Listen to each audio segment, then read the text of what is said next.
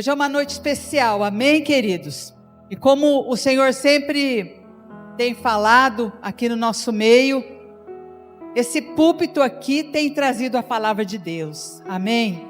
Sempre que eu ouço os pregadores desse lugar, eles são pregadores que têm trazido a palavra de Deus verdadeira, amém? Não tem faltado comida nessa casa, amém? E comida boa, viu? Glória a Deus, é verdade.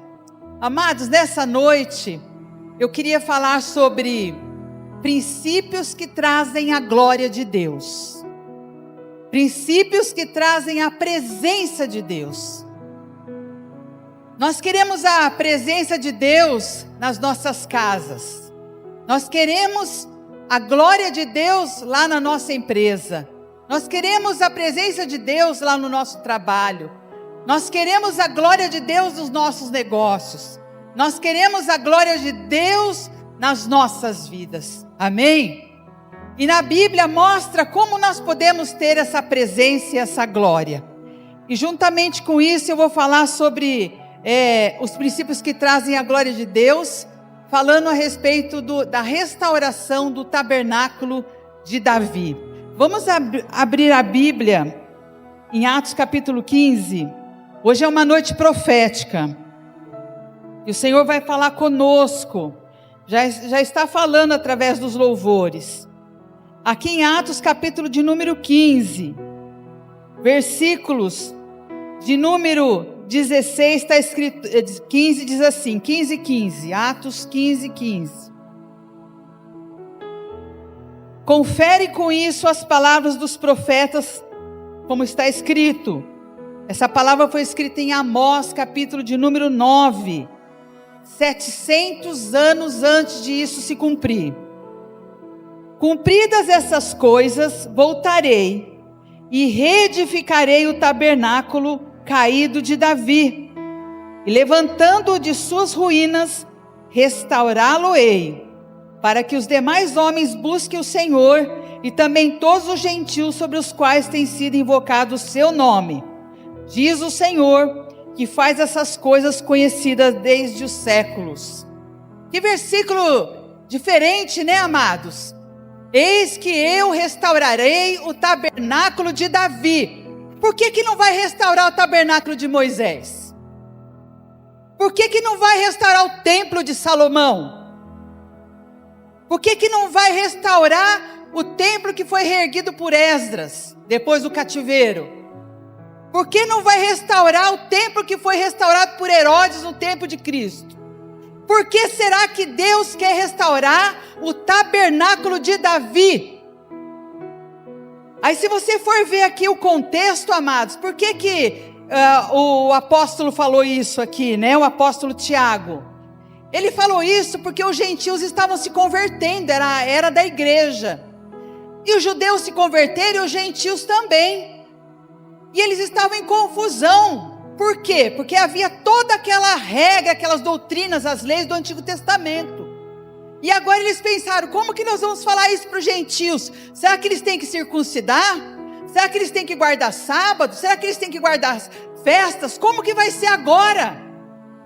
E diz que eles fizeram uma reunião. Isso está aqui, olha, está respondendo aqui no capítulo de número 15, versículo 1. Alguns indivíduos que desceram da Judéia ensinaram aos irmãos: se não vos circuncidardes segundo o costume de Moisés, não podereis ser salvos. Olha só, se você não circuncidar, você não vai ser salvo. Essa era a doutrina que eles pregavam lá. E como o apóstolo Paulo e os outros apóstolos tinham tido a revelação da graça de Deus, da cruz de Cristo, da circuncisão agora do coração, diz que houve uma demanda entre eles ali, né? Olha só, tendo havido da parte de Paulo e Barnabé contenda e não pequena discussão com eles, resolveram que esses dois e alguns dos outros entre eles subissem a Jerusalém. E eles foram para Jerusalém, irmãos, para essa reunião. E agora, os gentios vão ter que obedecer o quê? E aí, levanta Pedro no versículo de número 8 e diz: ora, Deus que conhece os corações, lhes deu testemunho, concedendo o Espírito Santo a eles, como também a nós. Deus não está fazendo distinção com eles. O 10. Agora, pois, por que tentais a Deus pondo sobre a cerviz dos discípulos um jugo que nem nossos pais puderam suportar? O 11. Mas cremos que fomos salvos pela graça do Senhor Jesus. E aí vem o apóstolo Tiago e fala assim, versículo 13: irmãos, atentai nas minhas palavras. Expôs Simão como Deus primeiramente visitou os gentios a fim de constituir entre eles um povo para o seu nome. Aí ele cita esse versículo de Amós. Ele diz assim: agora está se cumprindo o que em Amós, capítulo 9, disse: cumpridas essas coisas, voltarei e reedificarei o tabernáculo caído de Davi, e levantando de suas ruínas, restaurá-lo-ei.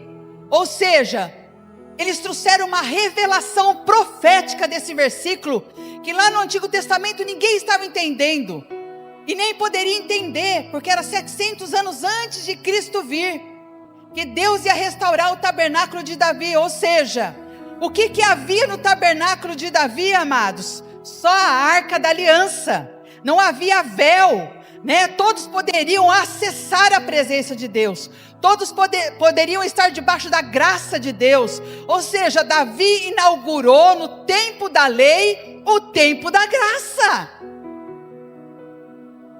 A arca de Deus ficou 40 anos com Davi, ou seja, ele experimentou a graça de Deus, ele trouxe a graça de Deus, a revelação de Jesus Cristo, 40 anos no reino dele profeticamente. Esse homem, ele viveu acima do tempo dele, né? Como diz assim, ele viveu fora da caixinha. Ele foi profético, Davi. Ele foi tremendo. E nós vamos ver como que isso aconteceu, como que ele teve a revelação, amados, da glória e da presença de Deus. Se havia naquele tempo todo aquele protocolo de se entrar na presença de Deus, toda aquela dificuldade. Como que era o tabernáculo de Moisés, amados? Né? Mais ou menos 1500 anos, Deus deu um protótipo, projeto. Deus dá projetos, amém, amados? E dá projeto completo. Deus deu um projeto completo para Moisés, amém? Aí o que aconteceu? Deus falou para Moisés: olha, você vai fazer um tabernáculo e vai ter na frente assim um altar de holocausto, depois vai ter a pia para se lavar, depois entra em mais um setor lá dentro, vai ter a mesa da comunhão, vai ter o altar de incenso e vai ter o candelabro, né? Na parte primeira só os levitas que podem entrar, na parte segunda só os sacerdotes podem acessar, e na terceira, onde tem a arca de Deus, só o sumo sacerdote, uma vez por ano, com sangue, que matou um monte de animais, ele vai passar pelo véu, e ele tem que levar um monte de sininho assim na roupa, branquíssima, de linho fino, porque se tiver sujeira, se ele tiver em pecado, ele vai ser fulminado lá dentro. Então o sumo sacerdote, uma pessoa só, uma vez por ano, levava o sangue de todo aquele povo como propiciação, colocava na tampa do propiciatório da arca. Ele adentrava aquele véu, né, símbolo de Jesus, que chegou até Deus depois que ele morreu, né? Chegou com o sangue ali dentro. Se ele tivesse em pecado, ele era fulminado, porque ali estava a Shekinah de Deus, ali estava a glória de Deus, né? No hebraico é Shekinah, no grego é doxa. A glória, o poder, a grandeza de Deus estava ali. Então, amados, os levitas, que eram os levitas, homens que serviam o templo, não poderiam jamais chegar lá dentro nesse terceiro nível de acesso. Nem mesmo o sacerdote, só o sumo sacerdote, né? Que representa Jesus. Mas Davi, amados, Davi, ele trouxe a arca de Deus. E quando ele trouxe a arca de Deus, é isso que nós vamos falar. Todos podiam naquela época acessar a glória de Deus. Era uma tenda, vamos dizer que do tamanho aqui menor do que isso daqui, com aquela caixa, com a arca. A arca é um baú coberto de ouro. Ela não era só coberta de ouro, um objeto. Ela era um objeto sagrado que simbolizava a glória e o poder de Deus, a presença de Deus que caminhava no meio do povo de Deus no meio dos querubins. Era uma representação do Shekinah de Deus na terra. E aquela arca, Davi conseguiu acessar essa arca e todo o reino dele conseguiu acessar a arca naquele tempo. Durante 40 anos, simbolizando hoje nós, o tempo da graça, que nós não precisamos de véu, porque o véu é a carne de Jesus que foi rasgada. Nós todos podemos acessar o terceiro nível, amém, amados? Porque Jesus, como sumo sacerdote, já entrou no Santo dos Santos do céu por nós e fez um eterno sacrifício, como diz lá em Hebreus, amém? Mas eu quero deixar uma pulga na orelha de vocês, amados. Mas isso era ilegal. Mas isso não podia. Fala para mim, amados, aonde que a arca tinha que ficar?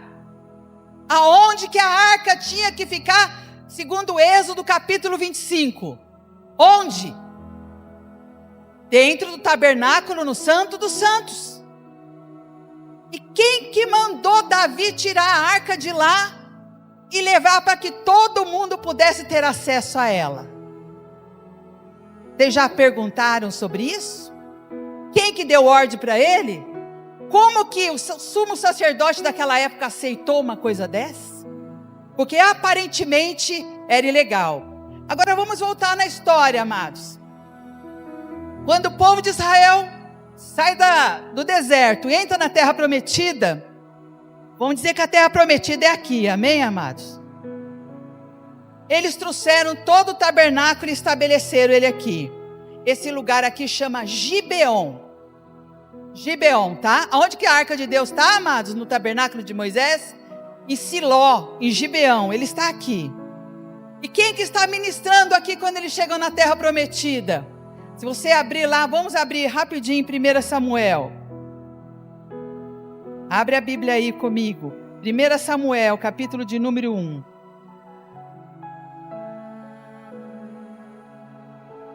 Vamos lá no capítulo 2, versículo 12. Quem ministrava nesse tempo, amados, era o sumo sacerdote chamado Eli. Está na terra prometida, está aqui em Gibeão, certo? Está vendo aqui o tabernáculo, amados? Todo mundo está vendo o tabernáculo aqui de Moisés? Fazendo sacrifício, os sacerdotes, os levitas, todo mundo aqui, tudo certo, os filhos dele ministrando. Capítulo 2, versículo 12. Eram, porém, os filhos de Eli, filhos de Belial, e não se importavam com o Senhor. Eles eram sacerdotes, mas eles não se preocupavam com nada disso. Versículo 14. Ele diz assim, olha, que eles pegavam, né, o sacrifício, em vez de queimar perante o Senhor, eles retiravam, olha aqui, pegavam o garfo, tiravam o sacerdote, tomavam para si. Assim se fazia todo Israel, que ali estava em Siló, nesse lugar, era um lugar. Versículo 17. Era, pois, muito grande o pecado desses moços perante o Senhor, porquanto desprezavam a oferta do Senhor. Olha o versículo 22. Era, porém, Eli muito velho e ouvia tudo quanto seus filhos faziam a todo Israel, e como se deitavam com as mulheres que serviam à porta da tenda da congregação. Olha que terrível esses jovens, amados. Eles não tinham o temor de Deus. Eles eram sacerdotes, mas eles comiam a carne que era do sacrifício, que era do Senhor, né? Eles tinham a parte dele, mas comia a parte dele, comia a parte do Senhor. Eles desprezavam, eles não honravam nada do ofício deles. Eles não tinham temor a Deus, eles não tinham amor à arca de Deus. Eles faziam tudo aquilo como uma religião, tipo assim: eu nasci nessa família como sacerdote, eu tenho que cumprir as minhas obrigações religiosas. E eles faziam tudo, como diz aí o ditado, para inglês ver, né?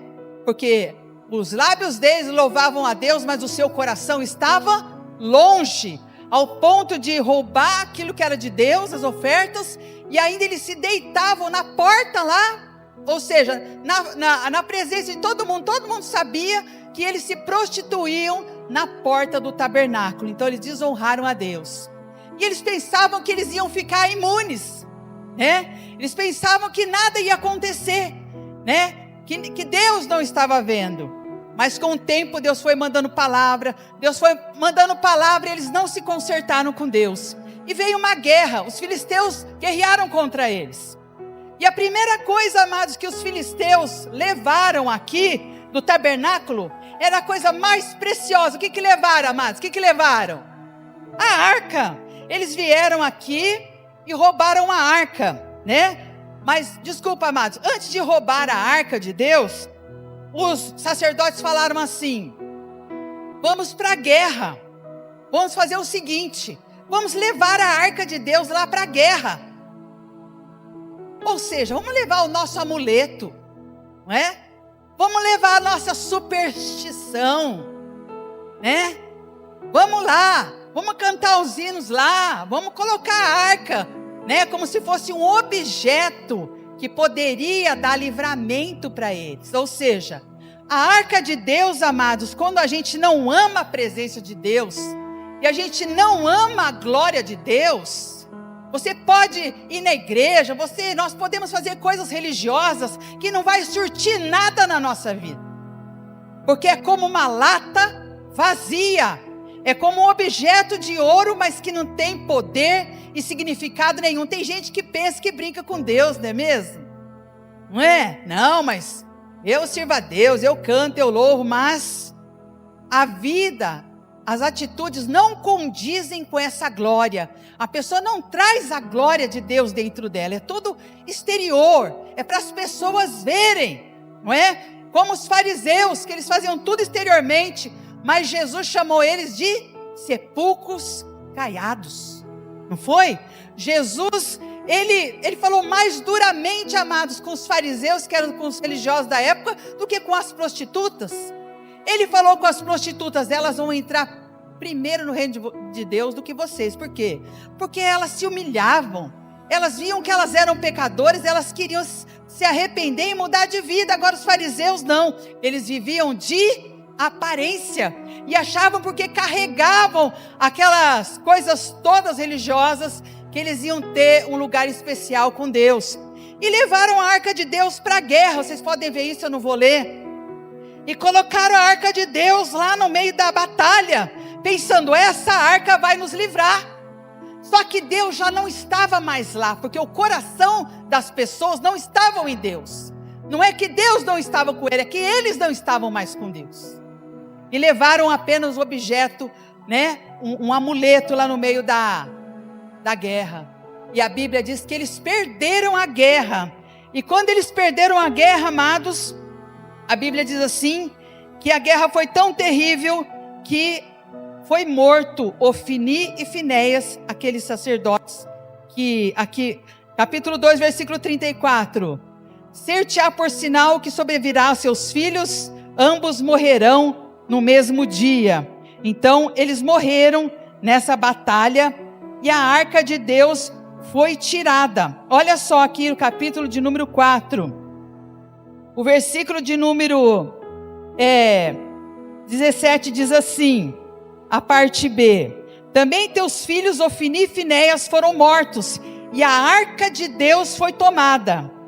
Ao fazer ele menção da arca de Deus, caiu Eli de cadeira para trás, juntado ao portão, quebrou-se o pescoço e morreu, porque já era velho e pesado, e havia julgado a Israel 40 anos.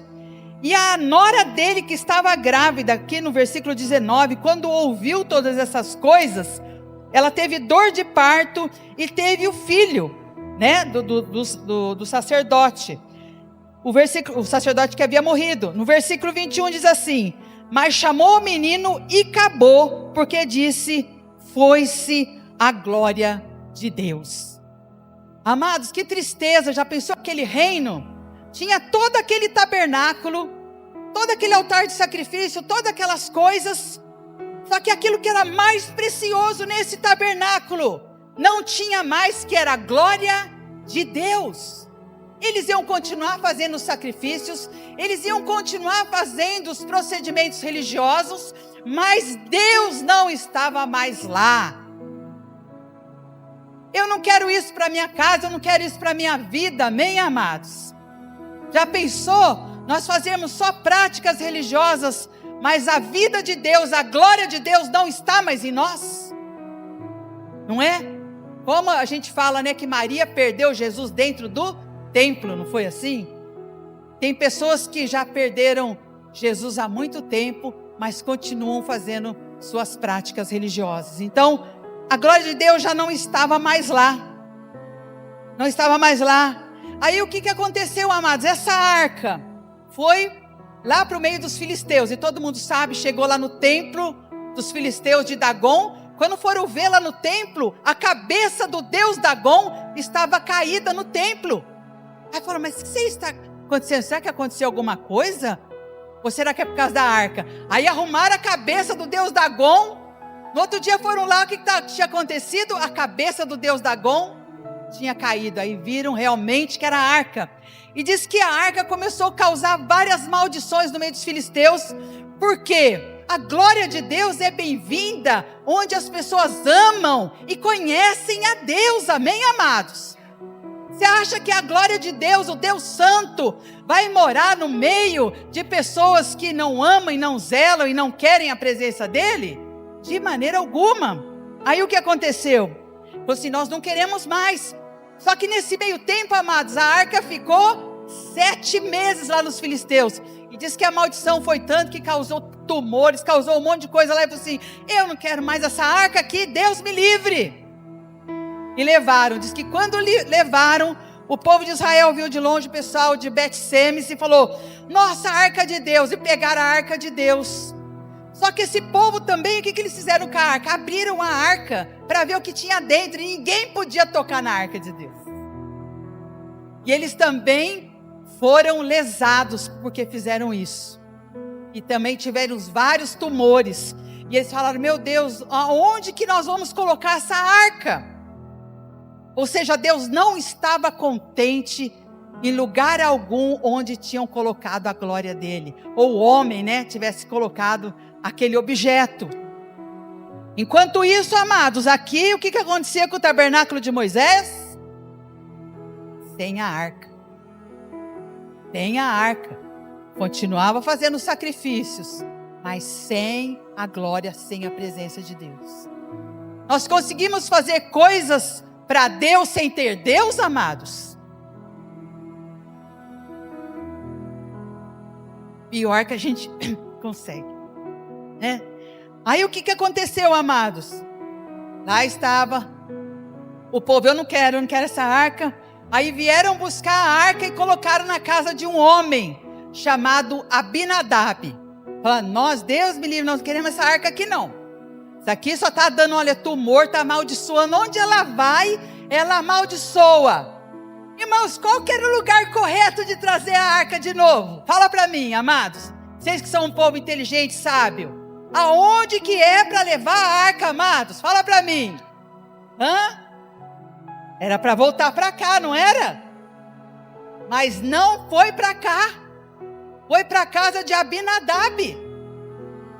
E lá ficou 20 anos na casa de Abinadab. Enquanto isso, amado, olha só a falta de entendimento, de visão, de espiritualidade, de tudo. Eu não sei explicar para vocês, amados. Por que os sacerdotes desse lugar aqui, o sumo sacerdote nunca foi buscar a arca, amados? 20 anos ficou na casa de Abinadab. Diz que o filho dele é que cuidava da arca. Porque eles não estavam interessados na presença, na glória de Deus. Eles não estavam preocupados com a arca de Deus.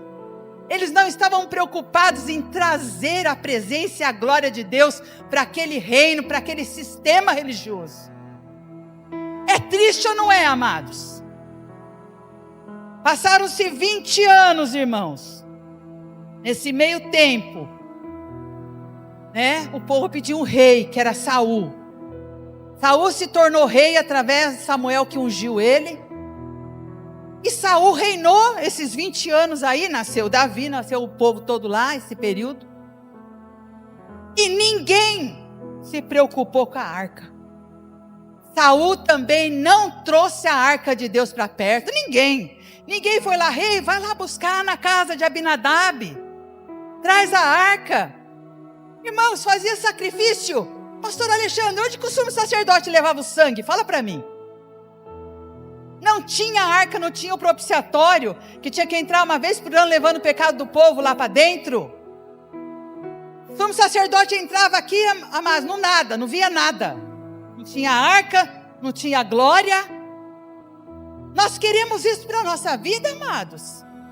Viver uma vida inteira, entre aspas, servindo a Deus, e não tendo a glória de Deus, não amando a presença de Deus, não desejando Deus.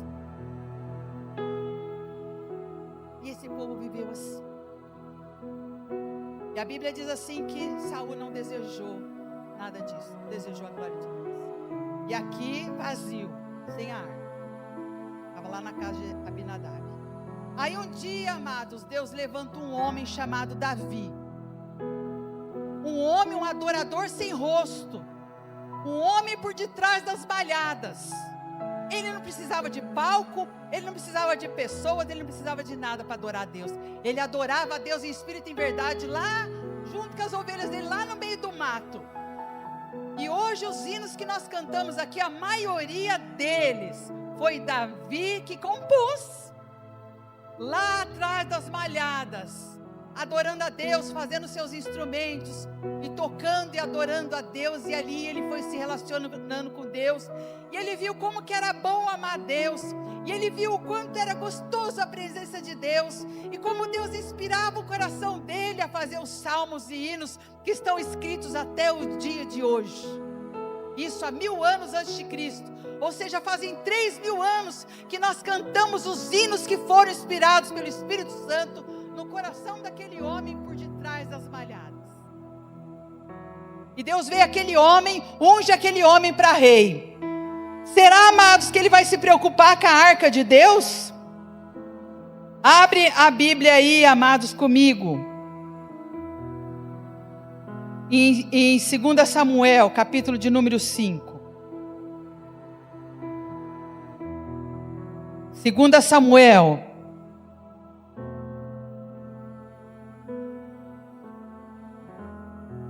A Bíblia diz que Davi, ele tomou Jerusalém. Vamos dizer que Jerusalém é aqui, tá, amados? Aqui, olha, aonde que é aqui, amados? Gibeon, Siló. Aqui está o tabernáculo de Moisés. Aqui está Jerusalém, Sião, onde Davi conquista na espada. Ele luta e conquista. E aqui no capítulo de número 5, a Bíblia diz que ele é ungido rei.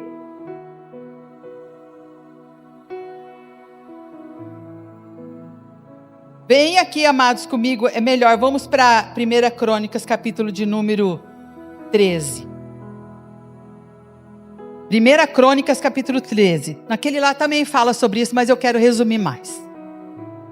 1 Crônicas, capítulo 13, versículo 1 diz assim: Consultou Davi os capitães de 1000 e de 100 e todos os príncipes, e disse a toda a congregação de Israel: Se bem vos parece, se isso vem do Senhor nosso Deus, enviaremos depressa mensageiros a todos os nossos irmãos em todas as terras de Israel, os sacerdotes, os levitas, com eles nas casas e nos arredores, para que reúnam conosco. E o que ele ia fazer no versículo 3? Tornemos a trazer para nós a arca do nosso Deus, porque nos dias de Saul não nos valemos dela. Então toda a congregação concordou em que assim se fizesse, porque isso pareceu justo aos olhos de todo o povo. Irmãos, ele diz que, pastor Alexandre, ele se reuniu com os capitães lá do exército, mas com a arca, irmãos, ele devia se reunir com quem? Sobre assuntos religiosos, os capitães eram homens de guerra, do exército. Agora, sobre assuntos religiosos, ele devia de consultar quem naquela época? Sumo sacerdote, ele tinha que vir aqui em Siló, em Gibeão, e falar: gente, olha, o que está acontecendo? Que a arca, eu quero vir aqui adorar a Deus com a arca, mas olha, ela não está aqui, não era isso?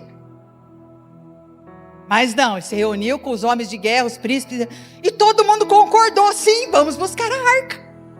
E ninguém disse que sim nem que não, todo mundo falou assim: o que você falar tá bom.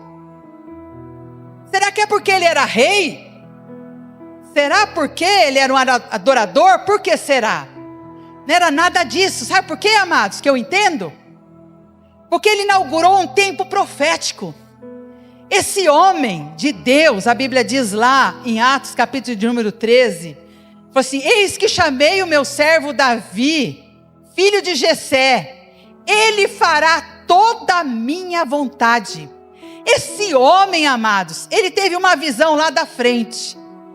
Ele falou assim: eu quero a arca, eu quero a presença de Deus. E ele estabeleceu um tempo de 40 anos da graça de Deus em Jerusalém, Israel, prenunciando o que iria acontecer com Jesus 1000 anos depois. Vocês estão entendendo a revelação, amados? Ele já viveu o tempo da graça na era da lei. Ele viu aquilo que ia acontecer lá no futuro. Ele não, é que nem as pessoas dizem hoje, né? Ele se preocupou com o tempo e com o espaço. Ao contrário, ele foi profético.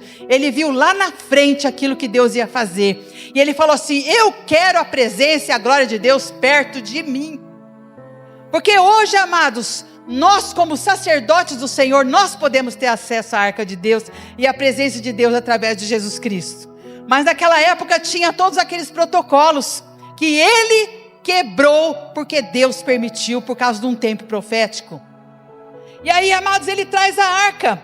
E vocês sabem, amados, que ele foi, né? Aqui no capítulo 13, ele traz lá, ele leva a arca de Deus, só que coloca num carro de boi, eu vou explicar para vocês. Aí Uzá põe a mão na arca de Deus, e ele é fulminado, ele morre. Davi fica triste com aquilo. Ele fala: meu Deus, mas como que eu vou trazer a minha arca do Senhor? Tem até uma música antiga que a gente cantava, né? Como trarei a mim a arca do Senhor? Ele suspirava pela arca do Senhor. Só que quando ele viu aquela situação, que foi fulminado, e estava todo feliz dançando, e o homem foi fulminado, falou: meu Deus, quem trará, quem poderá trazer a arca do Senhor? E diz que colocaram a arca na casa de Obed-edom. Só que na casa de Obed-edom, irmãos, o que aconteceu ao contrário da casa de Abinadab? A Bíblia diz que aquela casa foi abençoada. Por que será, né, amados? Que a arca de Deus ficou na casa de Abinadab 20 longos anos. E não aconteceu nada. E na casa de Obed-edom, a Bíblia diz assim: e Deus abençoou a casa de Obed-edom. Não é isso que foi o que aconteceu, amado? Diz que Davi, ele ouviu que Deus abençoou, né? Não foi isso? Aqui no capítulo 3, versículo 14, diz assim: assim ficou a arca de Deus com a família de Obed-edom 3 meses. E o Senhor abençoou a casa de Obed-edom e tudo o quanto tinha. Amados, o problema não está na arca. A arca era a mesma. A glória de Deus é a mesma. A presença de Deus é a mesma para todos. Só que faz a diferença é o nosso coração em Deus. Não é isso, queridos? A Bíblia diz que existem 4 tipos de terrenos, né? Que a semente é derramada nos 4 tipos de terrenos. A semente é a palavra de Deus. Só que cada coração responde de um jeito. Tem um coração que é cheio de espinho, tem um coração que é cheio de pedra, tem um coração que é terra dura, mas tem um que é terra fértil e produz a 100 por 1. O problema não está na semente, está na terra do coração. Como hoje eu estou pregando aqui, e a semente de Deus está sendo derramada. Só que uns vão produzir 30 por 1, outros 60 por 1, e outros vão produzir 100 por 1. Eu quero ser aquele que produz 100 por 1, amém? E a Bíblia diz que Davi, amados, ouviu: nossa, Deus está abençoando a casa de Obed-edom. Nossa, então tem jeito. Eu vou buscar a arca de Deus. Ele podia ter desistido. Ah, não, é muita dificuldade essa arca aí, não vou querer não. Tá difícil, Senhor, tá difícil, viu? Nem a gente se justifica. Ah, Deus, não deu certo. Não, mas ele falou assim: eu tenho um objetivo. Eu quero a glória e a presença de Deus na minha vida, não vou desistir. E diz que ele chamou o povo aqui, olha só. No capítulo de número 15, versículo de número 1, diz assim. E agora eu vou falar os princípios. Fez também Davi casas para si, na cidade de Davi, que ele tinha conquistado em Jerusalém. E preparou um lugar para quem, irmãos? Para a sogra dele morar lá com ele. Não, para a família do fulano ir para lá. Para o exército ir para lá. Não, o sacerdote ir lá. Ele preparou o lugar para a arca de Deus e armou uma tenda. Mas, irmãos, quem que deu autoridade, pastor Alexandre, para ele construir a tenda? A arca era para estar onde, irmãos? Não era aqui? Mas ele falou, eu quero trazer a arca para perto de mim. Eu moro em Jerusalém. Aqui é a capital política e também vai ser a capital espiritual do meu reino. E trouxe a arca. O sacerdote não falou nada para ele, pastora Marinês. O sacerdote podia falar, de maneira alguma, a arca, Moisés falou que a arca tem que ficar aqui, ó. Ninguém falou nada. Por quê? Porque Deus estava naquele negócio. Não é? Deus fez um parêntese na história para trazer a glória e a bênção da graça de Deus através de Jesus Cristo na época do rei Davi. E aí o que aconteceu? Ele armou uma tenda. Então disse Davi, ninguém pode levar a arca de Deus senão os levitas, porque o Senhor os elegeu para levarem a arca de Deus e servirem para sempre. Amados, em primeiro lugar, quem quer a glória de Deus na sua vida, na sua casa, na sua empresa, nos seus negócios? Primeira coisa, deseje muito a presença de Deus. Davi, ele falava assim, assim como a corça suspira pelas correntes das águas, assim a minha alma suspira por ti, ó Deus. Ele não viu impedimento para que a glória de Deus estivesse na casa dele, no reino dele, no coração dele. Ele desejava mais do que tudo que a glória de Deus, que o reino de Deus estivesse em primeiro lugar quando ele fosse reinar. E assim nós temos que ser, nós queremos querer a glória de Deus nas nossas casas, nas nossas vidas, nas nossas empresas, nos nossos negócios. Ele desejava mais do que tudo a presença de Deus no reino dele. Em segundo lugar, nós temos que pagar o preço para que essa glória venha. A gente pensa que é fácil trazer a presença de Deus, mas não é. Primeiro, ele teve que quebrar um monte de protocolos. Segundo, aqui, ele não sabia que eram os levitas que era para carregar a arca. E ele foi procurar na lei, alguém ensinou ele. Ele falou, não, você não pode levar a arca em caminhões, em carros de boi, né? Hoje, trazendo para nós, seria nos caminhões, né? Em carros de boi, ou seja, não é através de projetos humanos, não é através de luz, de poder, de beleza. Ah, porque a igreja é preta, porque a igreja é branca. Ah, porque a igreja tem flor, porque a igreja não tem. Porque tem uma bateria maravilhosa. Ah, porque tem isso, tem aquilo. Tudo é bom. Mas não é isso, amados, que traz a presença de Deus para o lugar. A presença de Deus vem nos ombros dos levitas. Aqui no capítulo 15, no versículo de número 15 diz assim, os filhos dos levitas trouxeram a arca de Deus onde?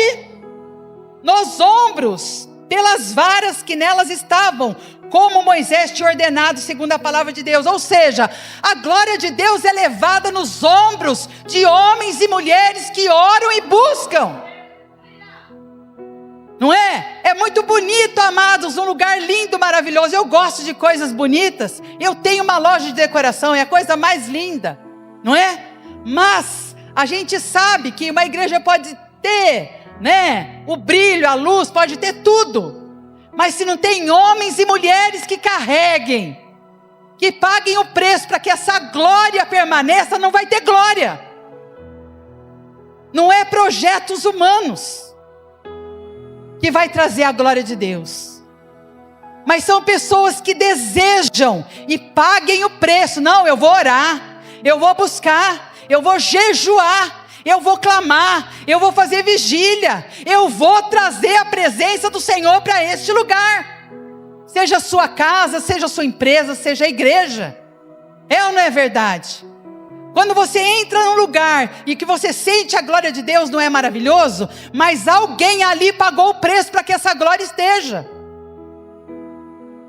Então, Davi pagou o preço para que a glória de Deus estivesse no reino dele, amém? Terceira coisa que diz aqui, amados: Davi reuniu todo Israel em Jerusalém para fazer subir a arca do Senhor. Ou seja, Deus opera na unidade. Ah, mas eu estou sozinho lá, Deus não opera na minha vida. Opera, lógico que opera.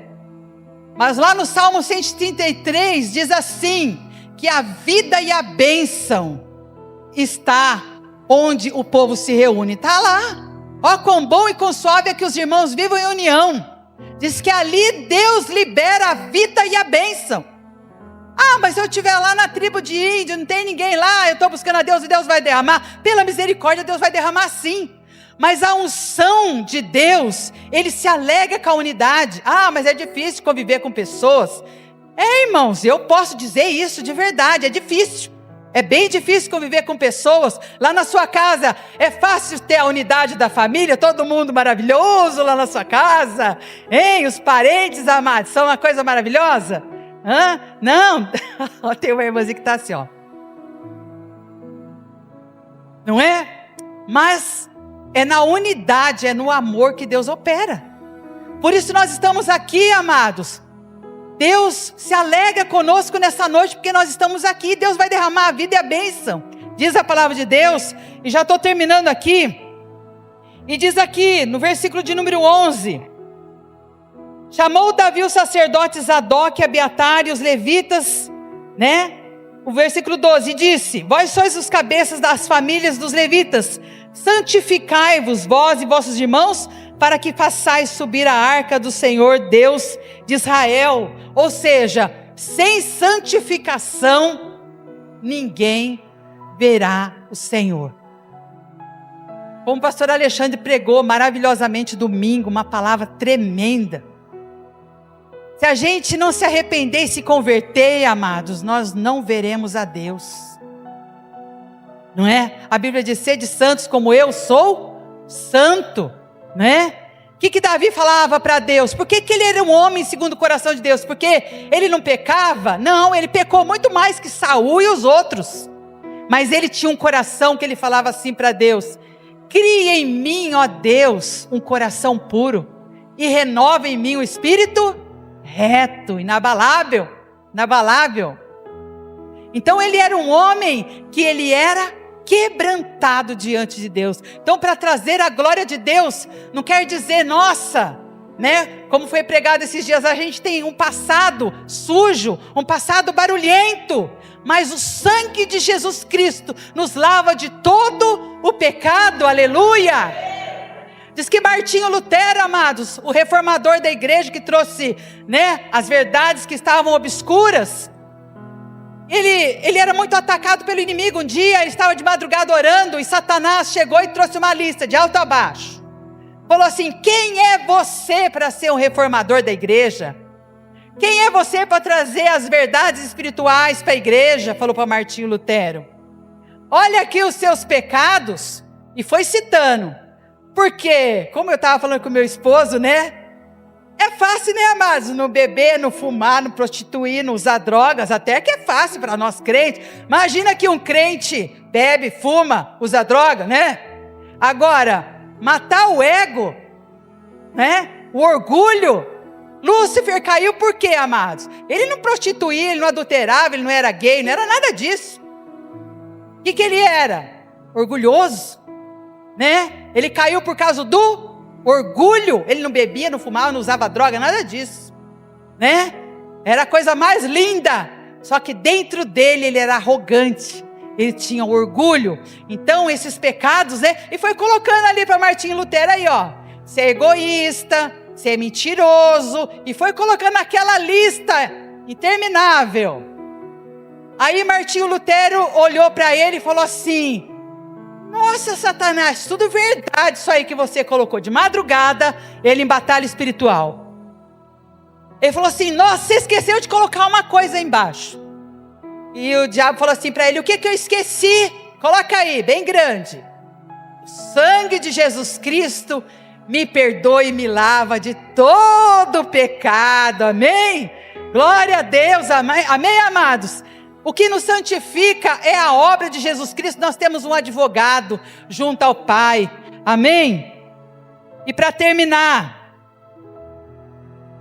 por último, o versículo 16, o que traz a glória de Deus? Versículo 16, diz assim: disse Davi aos chefes dos levitas que constituíssem a seus irmãos, o quê? Cantores, para que com instrumentos de músicos, com alaúdes e harpas e símbolos se fizessem ouvir e levantassem a voz com alegria. Sexto ponto, amados, o que traz a glória de Deus é o quê? O louvor e a adoração em espírito e em verdade. E por último, vamos ficar em pé.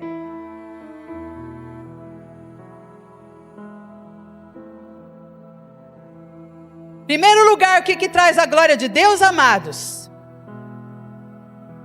Primeiro lugar, o que traz a glória de Deus? Desejar muito essa presença. Amados, quando eu fui para a Austrália, eu fiquei 40 dias longe do meu esposo. Imagine você lá na Austrália, irmãos. O meu filho aqui, o casal, o Jonathan e a Tatiane, ficaram lá 1 ano na Austrália. O lugar é um paraíso. Eu não precisava nem lembrar do meu marido, não é verdade? Porque eu estava no paraíso junto com meus 2 outros filhos. Os 3, né? Estava a Stephanie, Mateus e o Kaique. Maravilha, passeando, amados, abençoada. Coisa linda lá, Austrália. Mas eu sentia a falta do meu esposo. Eu sentia a falta da presença dele. Sabe o que eu queria dele, irmãos? Não era as coisas que ele me dá. Mas eu queria o abraço dele, eu queria a presença dele. E era tão difícil que me doía o coração. Quantas vezes o meu filho me levava em lugares, amados. Fui viajar para vários lugares na Austrália. Em Sydney, em Melbourne, vários lugares. Praias paradisíacas. E quando eu olhava tudo aquilo, eu falava assim: está faltando alguém aqui. Estava faltando meu esposo. Porque eu amo estar com ele. Eu amo a presença dele comigo. E ele também a mesma coisa. Ele sentia a minha falta, acredito. Sentia assim. Então, amados, em primeiro lugar, Deus quer que nós sintamos a falta dele. Nós queremos essa arca. O povo aqui, os religiosos, podia muito bem viver sem a arca. Abinadab podia muito bem viver sem a arca. Deixa lá esse baú dourado. Não serve para nada. Obed-edom não, meus filhos. Vocês honrem. Vocês louvem a Deus, porque a glória de Deus agora está na nossa casa. Meus filhos, joelha, ora, busca a Deus, lê a Bíblia, porque a glória de Deus está aqui. Viva em santidade e em zelo, porque a glória está aqui. E diz que Deus abençoou. Em segundo lugar, o que eu falei, irmãos? Como que a gente vai trazer a glória de Deus? Quando a gente pagar o preço por ela. Não é tão fácil ter a glória de Deus, não. Moisés buscava a Deus na tenda dele de dia e de noite, para ter a presença de Deus. Quando Deus falou assim: Moisés, esse povo não quer saber nada comigo. Eu não vou destruir esse povo aqui, mas eu também não vou com vocês. O que Moisés falou com ele, amados?